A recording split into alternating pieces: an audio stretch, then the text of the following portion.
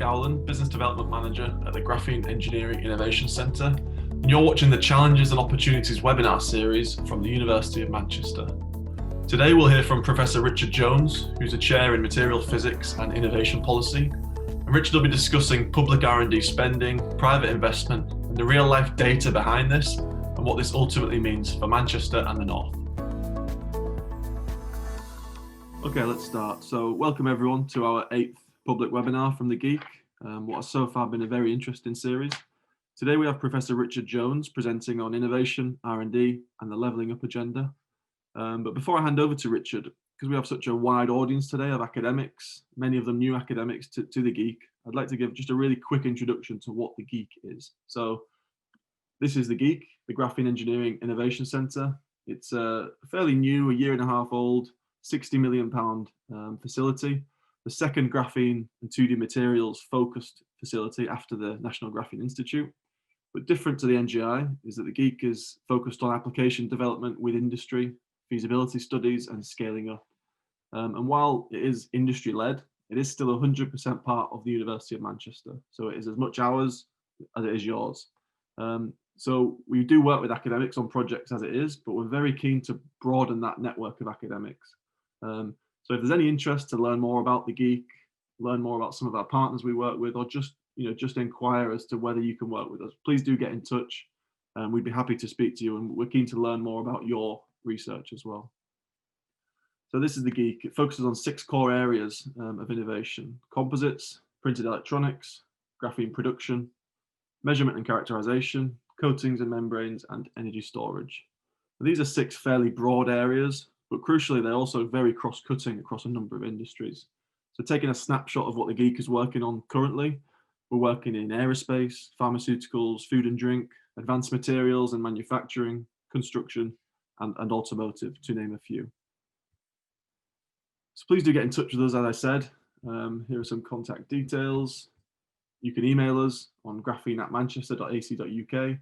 You can find us on Twitter. Do follow us if you have Twitter, because there's very interesting content shared every day, pretty much. And you can find more information on our website too. So thanks for that. We'll now introduce Professor Richard Jones, the main event today. So Richard joined us early this year at the University of Manchester as Chair in Material Physics and Innovation Policy.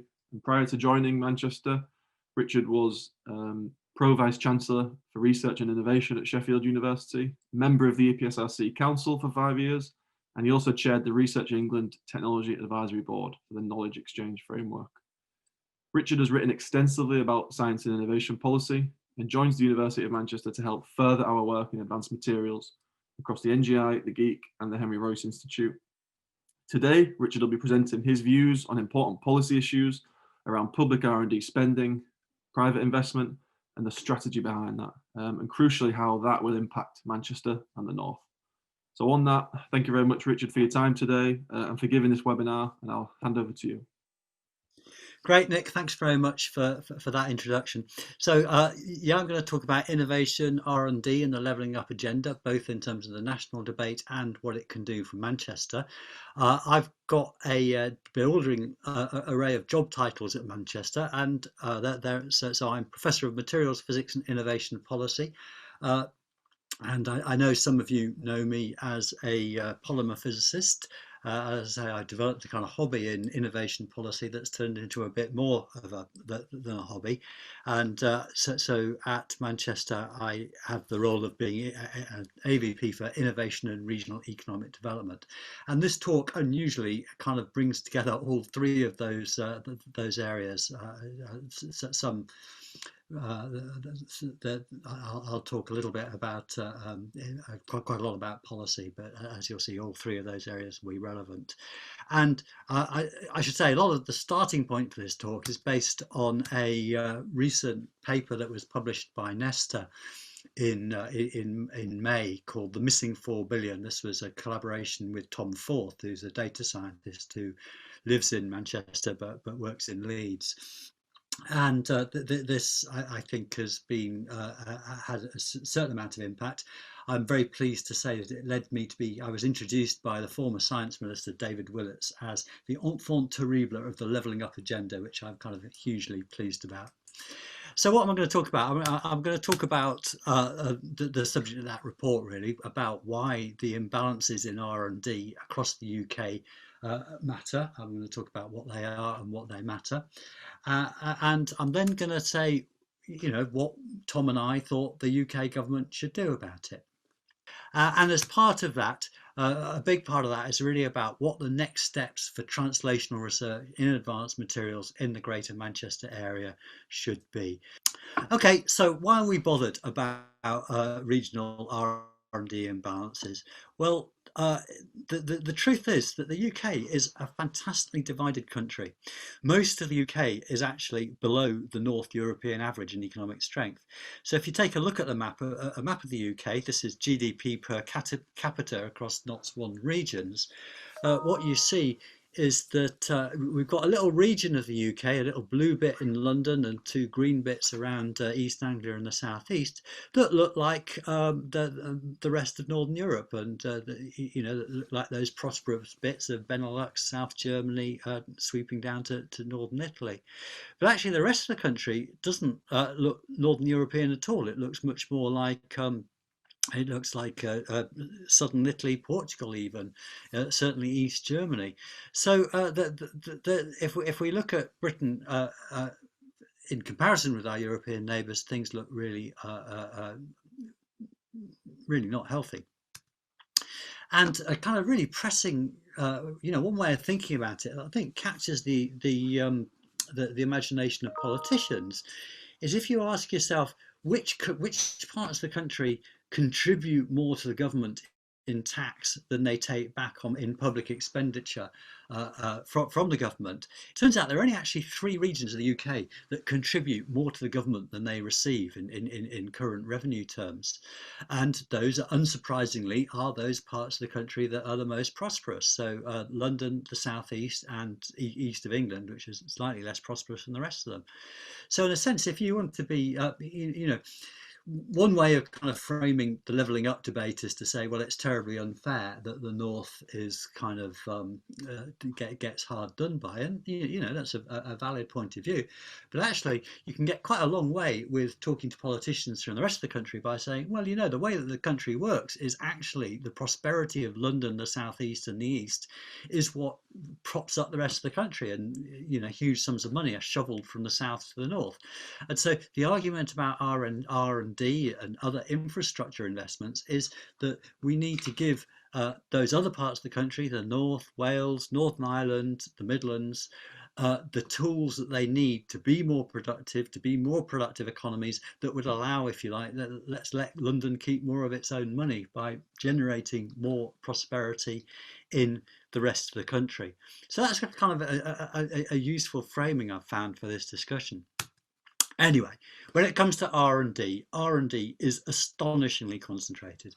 So this plot here shows you both the business R&D and the public sector R&D broken down by what economic geographers call NUTS 2 regions. So this is one level below the sort of, the northwest, the northeast. And so as I say, it's plotted just in order from right to left. And you can see on the right-hand side, you've got those 3 regions, London, Berkshire, Buckinghamshire and Oxfordshire. So that's the region that contains Oxford. East Anglia, the region that contains Cambridge. Between them, they account for a massive amount of the R&D in the UK. What you actually also see is that public sector funding is actually more concentrated than the private sector funding. And this is a really significant point that I'll come back to. But the big headline out of this is that if you take London and those 2 sub-regions that have got Oxford and Cambridge, that's essentially 46% of all the kind of public sector, non-market driven R&D spending in a part of the country that has 21% of the population. So it's a huge imbalance. If we take a look at this plot from the point of view of, let's take a kind of northern look at this plot. What have we got? Cheshire is actually an amazing outlier. Cheshire is the highest R&D intensity in the north, and you can see that's almost entirely made up with the business from business. So that's a place where the public sector really isn't supporting what's actually a very effective private sector innovation economy. And it's this degree to which the public sector supports the private sector that I want to kind of bang on about a bit in this talk. Merseyside and GM are kind of fairly similar. You know, they're about halfway down the table. Roughly equal amounts of public and private sector research. West Yorkshire, again, in the same sort of category. So you see, if you like, the big cities of the north, really quite a long way down this list. Then the northeast does even worse. Lancashire again, actually quite a lot of private sector R&D, but not much public sector R&D. And then we get down to really low areas: Teesside, East Yorkshire, and Cumbria. And it's only really Lincolnshire, the Highlands and Islands, and Cornwall that have less than those. So the key point here is that the public sector spends money on R&D, and it goes to places that are already rich. So if we compare R&D spending with the GVA per head, the productivity of the economy, what we find is that, that there's that correlation. Now, I'm not going to kind of speculate on what the direction of causation is. I think, you know, it's more complicated than just saying if you put more R&D into a place, you know, more productivity comes out. But I think it's pretty clear that a productive economy, you know, R&D spending, particularly actually private sector R&D spending, is linked to the sorts of things that make an economy productive. It's linked to having innovative companies, having well-organized multinational companies that are operating the technology frontier. And so I think that's, you know, there's a lot of discussion from economists about how this link actually works, and it's not simple. But I think at the level of a correlation, what you can see is we're doing something pretty odd. We're taking places that are already prosperous and giving them giving them the means to make themselves even more prosperous. So we hear a lot about levelling up. So this idea of levelling up is something that entered into the kind of Conservative Party's list of rote phrases, as it were. And, you know, I think, I don't think, I mean, I know it's tempting to think that this is just a political slogan and there's no substance to it. But actually, I think that is actually wrong. And I've talked to a number of, you know, thoughtful people in the government and in the Conservative Party who actually really do think that this means something. So I want to just say, let's go back to this curve here. What would it take to level up R&D spending? What would it take? How much public sector money would we need to put into these places to get them more comparable with the wealthy parts of the country? So here's a little thought experiment. So this plot here is a very coarse plot. What I'm showing here is the amount of public R&D spending per head in, so it's pounds per person, and I've got and I've just put the regions together to show you how coarse this is. So if you take London, the southeast, and the east of England, what you've got there, you know, that's the part of the country that we think is, you know, that's the prosperous part of the country. Those are the parts of the country that contribute more in taxes than they take out in spending. They're the places that have high productivity, and as a result of having high productivity, they also have high wages. These are economies where there's you know, there are good high-paying jobs available. So that gets about £220 per person spent on by the public sector on R&D. Now, if we take everywhere else, I've got the north, that's the northeast, the northwest, and Yorkshire and Humber all averaged together. I've got the Midlands, East and West Midlands, got the southwest, got Wales and Northern Ireland. What you see is they all run about half the spending that the the prosperous greater southeast gets. So let's take levelling up as a kind of serious aspiration and say, what would it take to level up the our public R&D spending? And as I say, this isn't to the Golden Triangle value. This is not saying we're going to make everywhere like the Golden Triangle. This is making everywhere like that greater southeast, the whole of East Anglia, the whole of southeast England, and London. Well, I can do this sum. It's a pretty simple sum.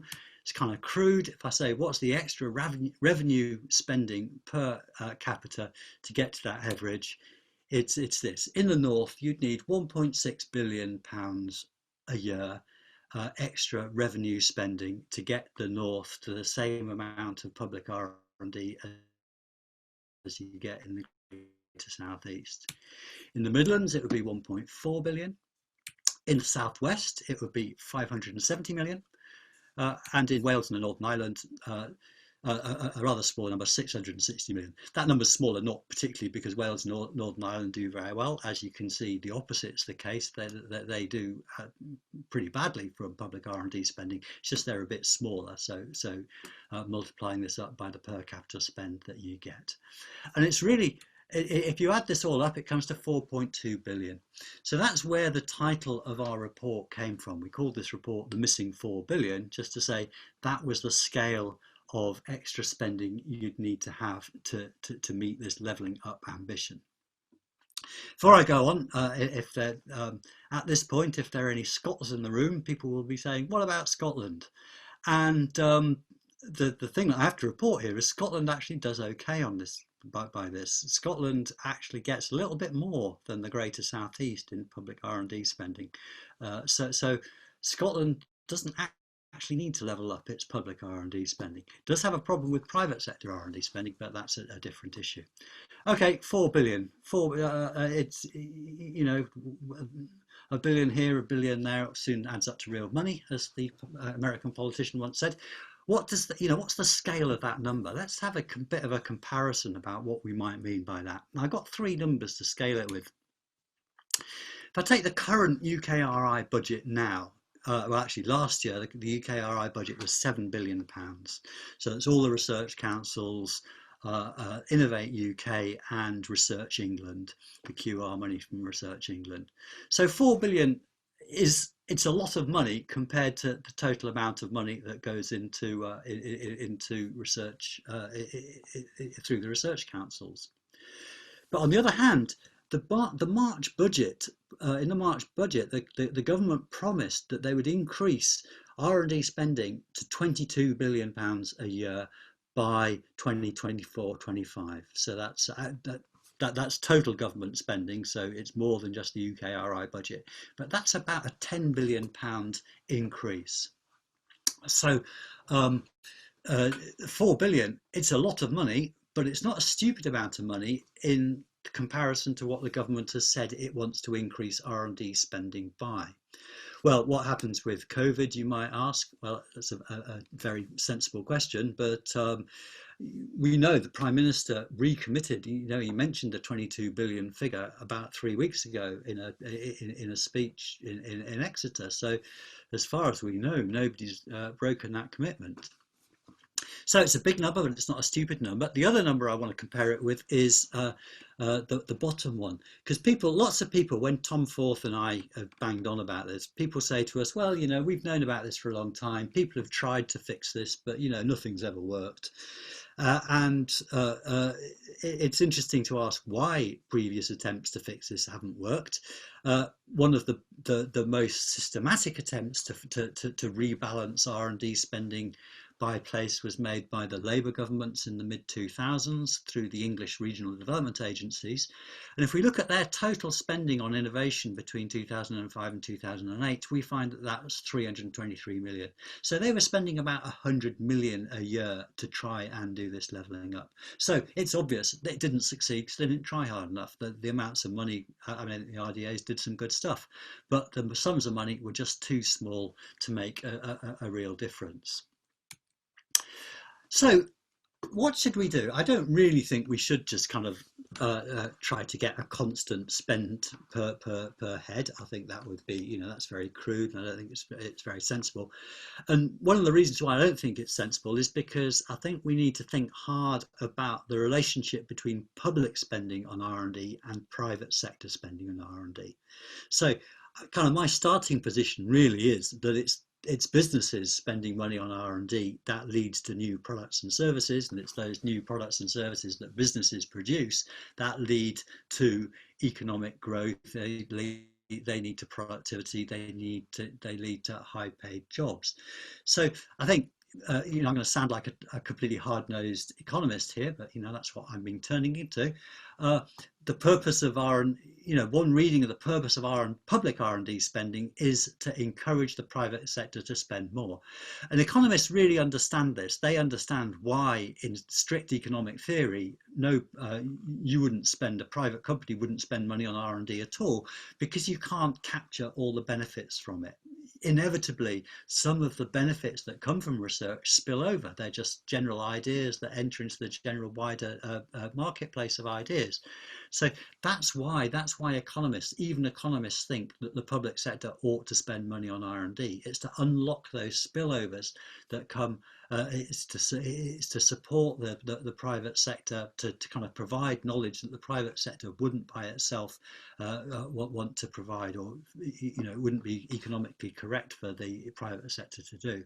So what I've done here is really to split out how the public sector and the private sector spending on R&D differs. So what you can see on the bottom axis, I've got the government, essentially the public part of spending. That's government, higher education, non-profit. So we count the Wellcome Trust in the public sector for this purpose.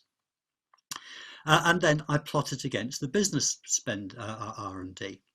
And the first thing to notice is that, roughly speaking, and in fact, if you take a lot of countries, not just the ones I've got there, if you take the UK as a whole, if you take the Euro area, if you take the USA, if you take individual European countries, there's a kind of rough rule of thumb that for every pound that the public sector puts into R&D spending, the private sector puts in £2. So there's this kind of 2-to-1 rule. And what you can see is that the 2-to-1 rule, it's actually, it works very well at the country level. It actually works within countries, in other countries. So in France, for example, there's actually a pretty good relationship right across the country between public and private sector R&D. But what you see in the UK is something actually really quite odd, and it's really quite different to most other European countries, that you see that relationship doesn't really hold at the regional level. And so we can kind of split this place up into, there are kind of 4 regions that we can talk about here. So we've got regions in the top right where you've got very high public sector R&D, and then this is more than matched by the private sector R&D. So the greatest example of this is Cambridge. So east of England. So in the east of England, you have a really substantial, above average public contribution to R&D, but then the private sector kind of piles in behind that, and you have this very high R&D intensive private sector economy that drives places like, the reason why places like Cambridge are so stinking rich is exactly because of that that link between the public sector R&D and the private sector R&D. Same applies in the southeast. So the southeast, I mean, in these statistical terms, it's dominated by Oxford and the kind of Thames Valley, and you get the same story, slightly less so than east of England. The private sector is a little bit less. But the point about this is these are knowledge intensive economies. This is really what we want to emulate. And again, coming back to the politics of this, when we talk about levelling up, levelling up's not a stupid phrase, because it implies, this isn't really about, we don't want to take money away from Cambridge and spend it in Belfast. It's that we look at Cambridge and think that's a fantastic economy. We want to have economies like that in other places. And again, this is a discussion that we can have in the context of rising R&D spending. Okay, if we then go to the bottom right, you get again this rather puzzling thing. London and Scotland have this characteristic that they have very high public R&D, but the business world doesn't really match this. And this seems kind of odd to, I think, once you kind of put this lens on it, you think, well, why do you do that? Why are we putting all that money into London when it's not being, when the private sector's not matching the public sector spend? Well, you could probably think of some reasons why the private sector isn't matching that spend. It's probably, London is not a particularly great place to build an R&D lab. Uh, uh, and I think here, what we need to do here is to ask ourselves, well, why aren't we getting the value for money, if you like, from the public sector spending? Why is that not driving the private sector innovation economy in the way that you'd like? I think, to be fair to Scotland, the Scottish government, I think, do understand this. And if you look at the Scottish government's policy papers, they they recognise that low business R&D is their problem, and they have a number of strategies to try and improve that. So I think the Scots understand that. And I suppose if I want, I will be slightly fair to the Londoners, because one has to be. We are actually seeing some more investment in London. So there's been this huge public sector investment around King's Cross and St Pancras, the Crick Institute, the Turing Institute, and you are starting to see drug companies and companies like Google starting to go there too. So there are signs that public investment is boosting the hard-pressed economy of London and the southeast. Now, the top left is really interesting, because here what we've got here is really quite high business R&D. So the public sector isn't investing, but the business community is. And so here, actually, the classic places here are West Midlands and East Midlands and the Northwest. The Southwest is a slightly odd case, and geographers will complain that I'm doing this much too coarsely, and they're right. The Southwest contains both Bristol, which is kind of quite close to, it feels like a southeast style economy.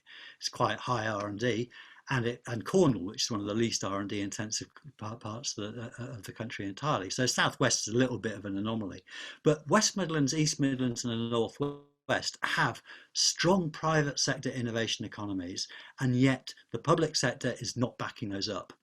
So our argument here is a very economics argument, which is to say, there are spillovers here. The private sector is putting the money in, the public sector is not supporting that. So I think this is a really strong and obvious case for further public investment to capture those R&D spillovers in those existing sectors and to strengthen those existing sectors.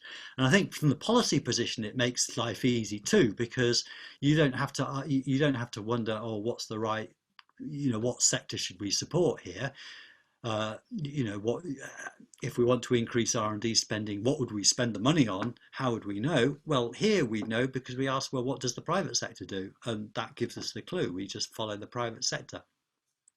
And then this leaves in the bottom left these places like Wales, the northeast, Yorkshire and the Humber, and to some extent Northern Ireland. And here, I still think, these are some of the poorest parts of the country. I think levelling up absolutely needs to happen here. They have very weak innovation economies. So I think, it is an urgent matter of public policy to build up that capacity. It's less easy to do because you've got a bit more of a blank sheet of paper about what you do. I think you can do it. I think actually Belfast is doing quite well. You can see Northern Ireland's kind of creeping up towards the top left quadrant. And Northern Ireland actually made a bet on digital and cyber security. They got a lot of inward investment from American companies, a lot of SMEs. So actually they are developing quite a strong SME-based innovation economy in rather an interesting way. And Wales, I think, has got an interesting story around compound semiconductors. Anyway, so I think that's your map about how we should think about levelling up. What should we actually do?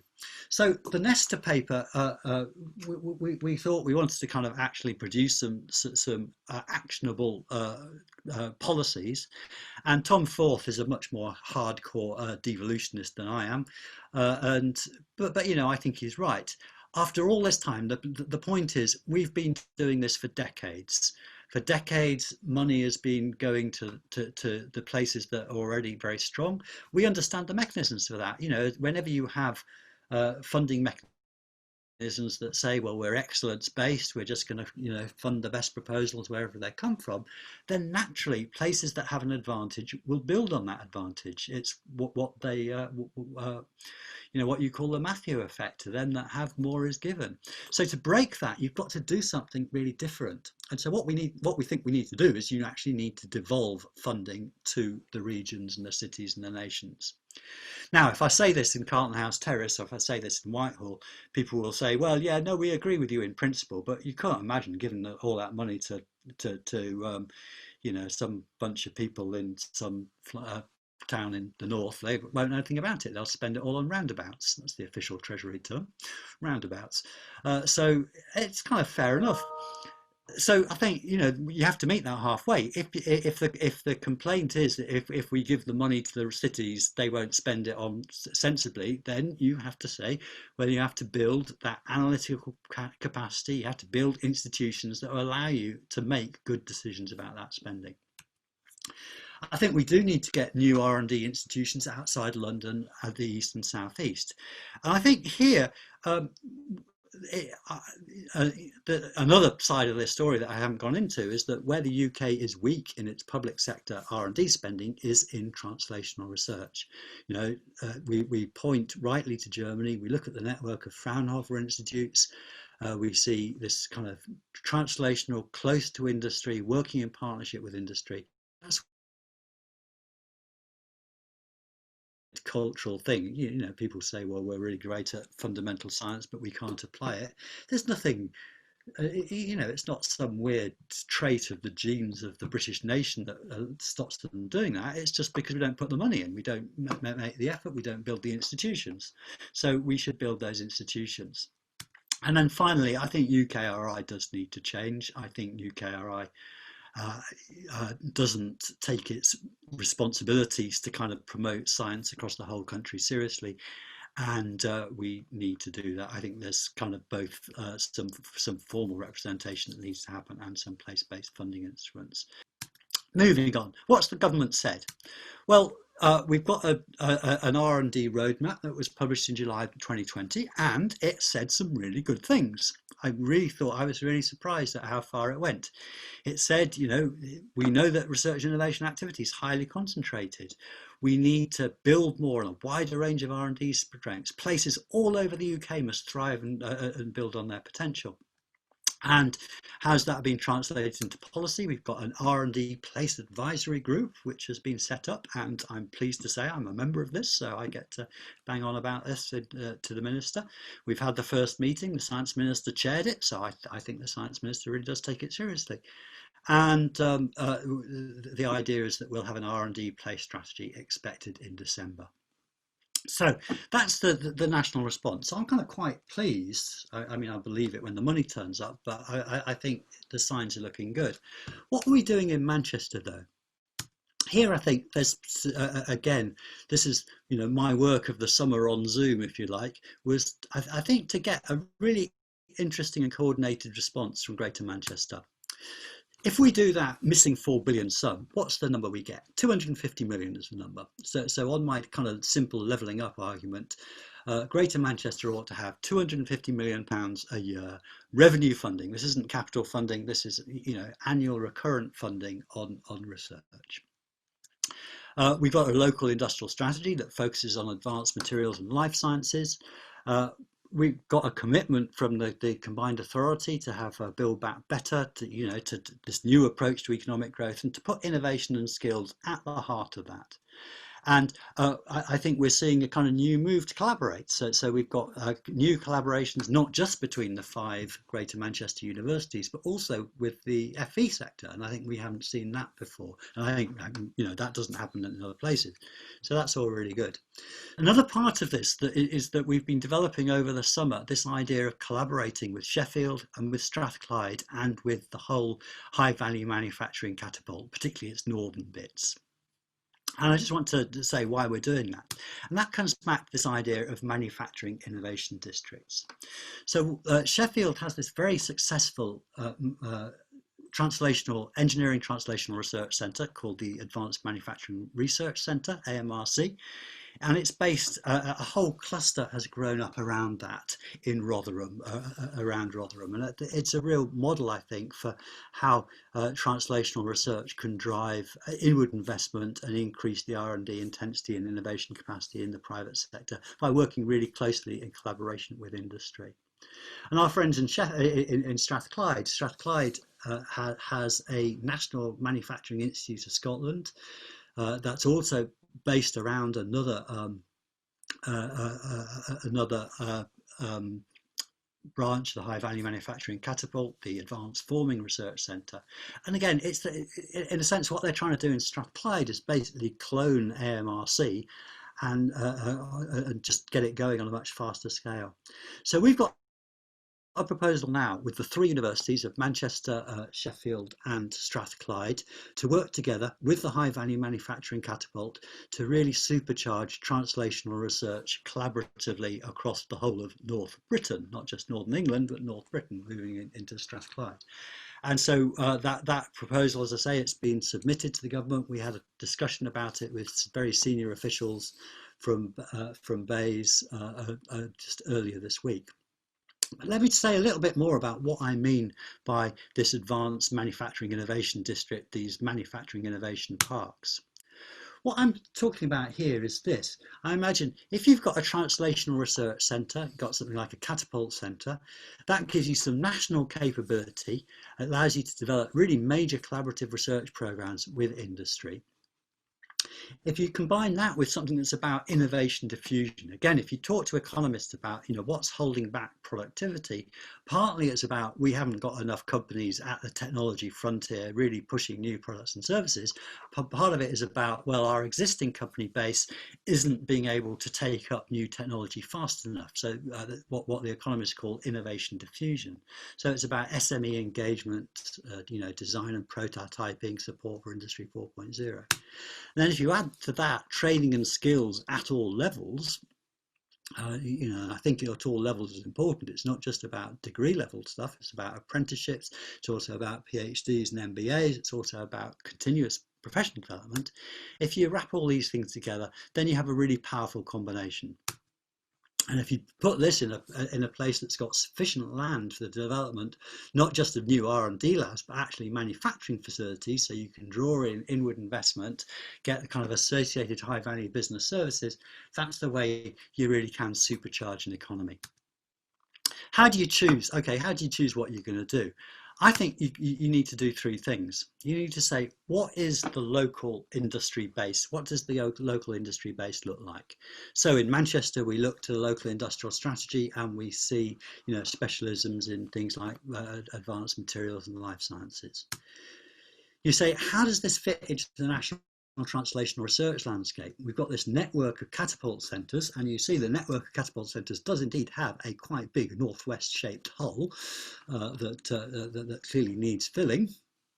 And you don't want to do something independently of the rest of the world. You need to have something that adds to this national landscape. And then you need to look at what are the areas of international academic leadership that you've got in your city. And of course, here we're talking in GEEK. We've got materials. We've got Royce. We've got a fine material science department. All of this leads to a place in the middle where we think materials for sustainable manufacturing has to be the thing that fills that hole. So that's where we got to so far. We'd like to have one of these innovation centres, innovation parks around materials for sustainable manufacturing. What do I mean by that? I think I'd really like to have the discussion with people here about that, about both academics and industry partners. My first take is I think coatings is important. I think the material science of composites.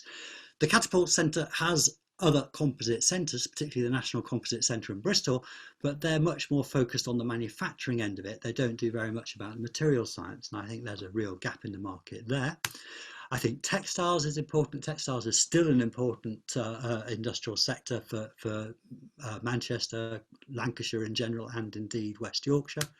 and actually get a surprisingly high value sector with high productivity growth and this general push to sustainability. I think this would then give us really strong links to Royce and GEEK and the material science community more widely in the University of Manchester. What would it need? It needs core funding from the HVM Catapult and some anchor industry partners.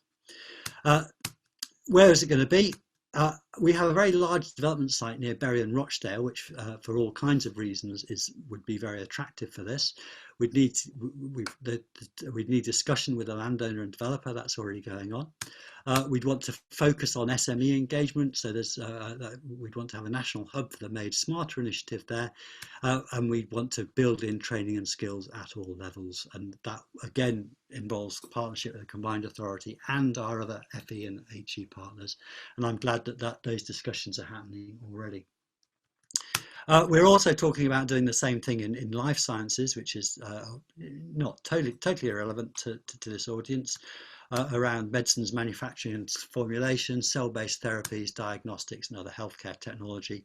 And again, we'd want to have strong links there to Royce, to Pankhurst, the Institute of Biotechnology and to pharmacy. And that would be in South Manchester to kind of meet the cluster of the kind of pharma cluster of Cheshire and South Manchester.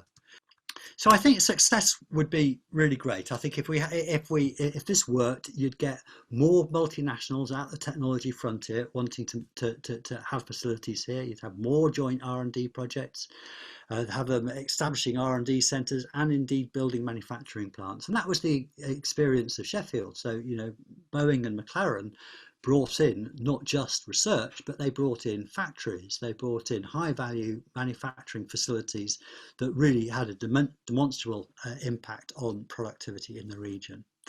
I think we'd hope that the regional SMEs would engage more with innovation, would be able to be upskilled. I think as far as the university is concerned, we'd have more collaborative and business R&D, but also if we get spin out, so develop a spin out in GEEK, it's going to there's a way that a spin out can go, but at some point they're going to want to have a shed and start building things and making stuff and have a plant. So I think having a kind of a scale up route so that those companies that are going to produce great new products based on the new science that's going to be happening, having a kind of very clear route for them to move out without having to disappear on some shed in some industrial park, nowhere near any other innovation facility would be important. And what's this going to do? I think, again, I'm going to be brutally economic about it. Why we want to do this? We want to increase GVA per head. That's how we sell it to the government. That's how we sell it to Greater Manchester. And also, how we sell getting the benefits of the R&D spending that's coming into Manchester, and it's coming into the Oxford Road, and that's great for the Oxford Road in the centre of Manchester. But we've got to be able to say, what are we doing for Rochdale? What are we doing for Oldham? What are we doing for Bury? What are we doing for Wigan? And I think this is a way that we can do that. So that's really where I've got to. I've hopefully left a little bit of time for some questions or indeed some discussion. And I think that what I'd like to discuss is how could this development strengthen the partnerships that we have between academia and business already? How can we involve all the partners that we already have? How can we shape this proposal? Still at a very early and half-baked stage, there's loads to do in terms of making it into a kind of sellable proposition, and who else should we involve in the discussion? So those are points I think it'd be really great to come to.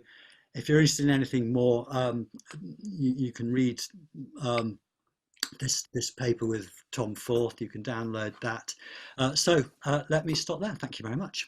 Thank you very much, Richard. That was a really fascinating presentation, really good insight, lots of good data.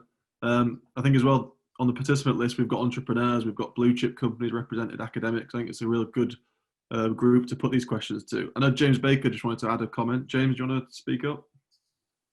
No, just really thank you, Richard, for presenting that. And for me, this is a good example of engagement with what I call the ecosystem. So on the line, we have a number of industrial partners who thank you. A number of you have provided a letter of support for some of this initiative that Richard talked about. But I guess the key question for me, and how do we take this dialogue forward over the coming weeks and months? So for me, this was really a start, asking Richard to present today. But I think hopefully we can continue with a number of forums and discussions with both industry partners, academics across the university about how we make some of this happen. So thank you, Richard, for presenting that. I see this as a start of dialogue. But good chance for anyone who's got any questions.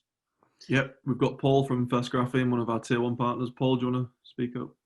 Yeah, firstly, thank you, Richard. That was really interesting. And so we're actually an Australian company, and we chose to invest in the United Kingdom, specifically Manchester, for a lot of the reasons that you've mentioned. And where we're working with is in the R&D and the innovation space.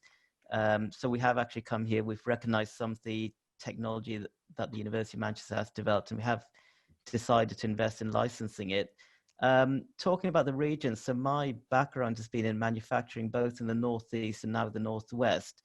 And what I can say is so going through the R&D stage and the scale up is part of it. But actually what I'd like to say is that there is a lot of talent out in the general population, in terms of building, running, and developing plants, and that skill set, especially, from the old hands of the guys who worked in the production facilities, is really important. It's really helpful. It's going to be really interesting to see as that population start to retire and move out of the sector, how you replace that. But anything we can do now to capitalize on, the skills to that generation of, guys with practical experience who worked in the production facilities, know how equipment works, knows how to operate it, and transfer it on to the next generation, I think it's really important. And that's what's going to make or break, how you actually build and run these production facilities to maximize on the R&D and the innovation. Yeah, I kind of really agree with you about that. I think this comes back to the question of, how do you choose what sector you want to be in? And, the presence of that substantial specialty chemicals, advanced materials sector already means that, that's what you have. I mean, some, business theorists sometimes talk about the industrial commons as being, that kind of sense of knowledge that people have. And, that's what you have to build on. You need to go to where you've got that process knowledge, and then maintain it and build it. And so I think that's really important for getting the match to the existing business base, if you like, so you can add to that. Thanks, Paul. We had a question from Ivan Buckley, who's our director of business at the GEEK. Ivan. Thanks, Nick. Thanks, Richard. That was really interesting. I'm going to draw upon my RDA days, as where I came from, the West Midlands particularly, and I've got two questions for you. It's always been said that the government doesn't recognise manufacturing, and again, I looked at your figures of private R&D versus public R&D, and it's quite notable that the UK regional manufacturing economies seem to be left behind on public funding. Now, is this the case, do you think, or is it a failure of government to recognise what research and development in manufacturing actually is? Yeah, I think it is absolutely a failure to recognise it. I think there's been an opinion that the UK has stopped being, manufacturing is a legacy part of the economy. We're a services-based economy now, and I think that's really misguided. And I've been making this argument whenever I can. I think it's misguided in two ways. One is, I think an economy is driven by those parts of the economy that have the highest productivity growth. And if you look at the UK economy, there are three areas that have a high productivity growth taking the long run. That's manufacturing, ICT, information and communication technology, and knowledge intensive business services. So those are the three dynamic sectors of the economy. And actually, within those, you've got some really pretty high growth areas. So within manufacturing, for example, the three highest areas are transport equipment, which is of course automotive and aerospace, pharmaceuticals, which everybody knows about, though actually pharmaceuticals took a big knock actually in the 2010s, and chemicals. And so I think, you know, appreciating that you need to support the fastest growing bit, you know, the bits of the economy which have the most scope for introducing innovation is really important. Then the other side of the question comes about, you know, how do you classify things? You know, we talk about how many, you know, what percentage of the economy is manufacturing, but, you know, at some point there's quite an old-fashioned sort of classification scheme going on in there. And I think some of the people for the Institute of Manufacturing in Cambridge, Owen O'Sullivan, wrote a great paper about 6 months ago called Inside the Black Box of Manufacturing, where he pulled apart the statistics and he said, okay, well, actually quite a lot of services, if you didn't have, you know, quite a lot of the highest value bit of services actually are there to support the manufacturing industry. And, you know, in some ways, the ways industry trends over the last few decades have exacerbated that, because companies have outsourced functions like design or marketing. So these things like design and marketing, and indeed R&D for that matter, that are high value services, so they look like they're services, but, you know, that's not the same as you know, running a Wetherspoons. Those are kind of high value services that only exist because you've got the manufacturing.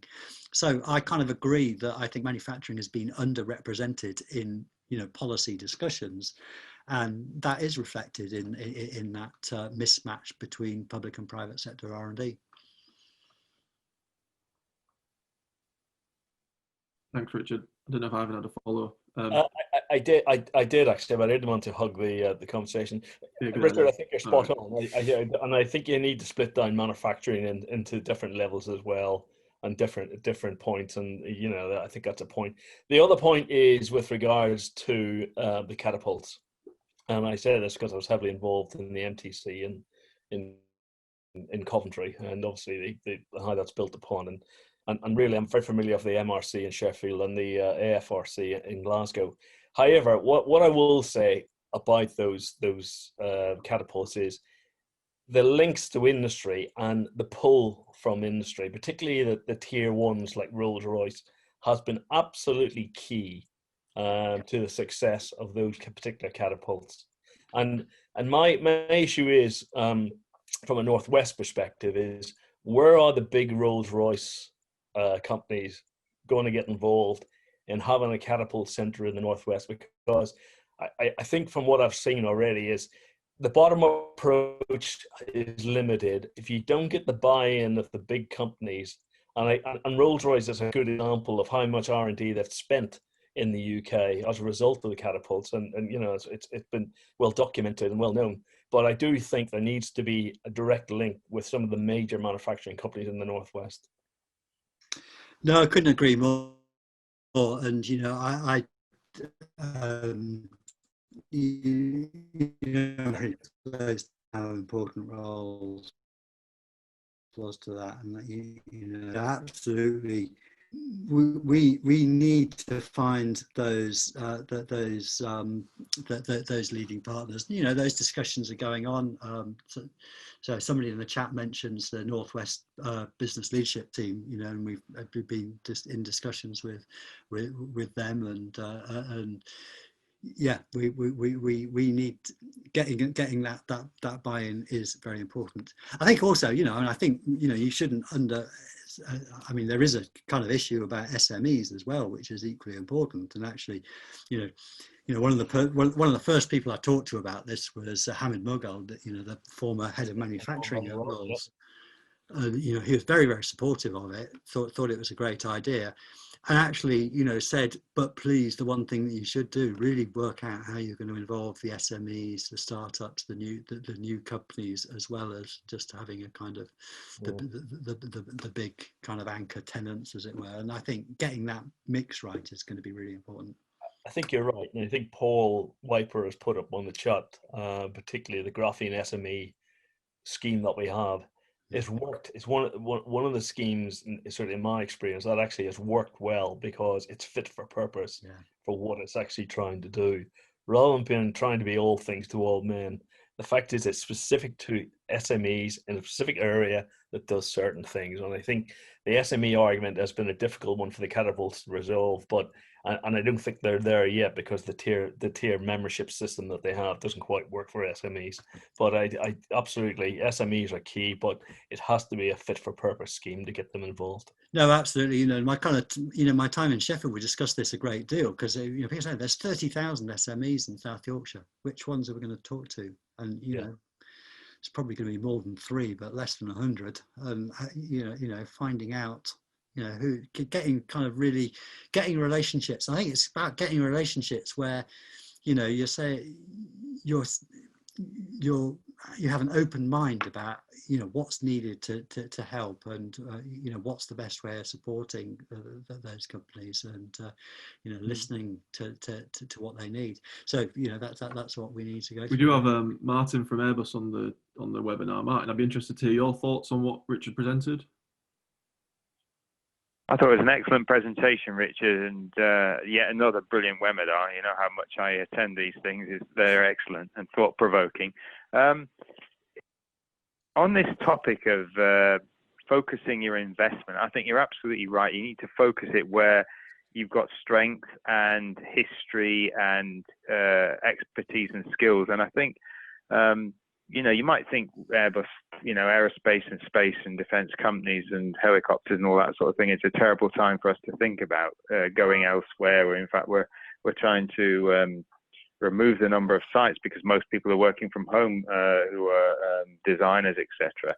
But actually, this is a pause in the world where already we were thinking about sustainable aerospace on steroids. We had a next chapter thing we've been running for the last couple of years, working out what we're doing in the company and where we're going, and it's coming to fruition now. So sustainable aerospace is the future, even more so than it ever was with the you know, environmental issues and everything else. So I think there's real opportunities for new structures, for aerodynamics, for structural optimization, hybrid propulsion, hydrogen, electric planes we're doing already in the stratosphere, but getting that sustainable aerospace and space story sorted out, and even the manufacturing on the ground.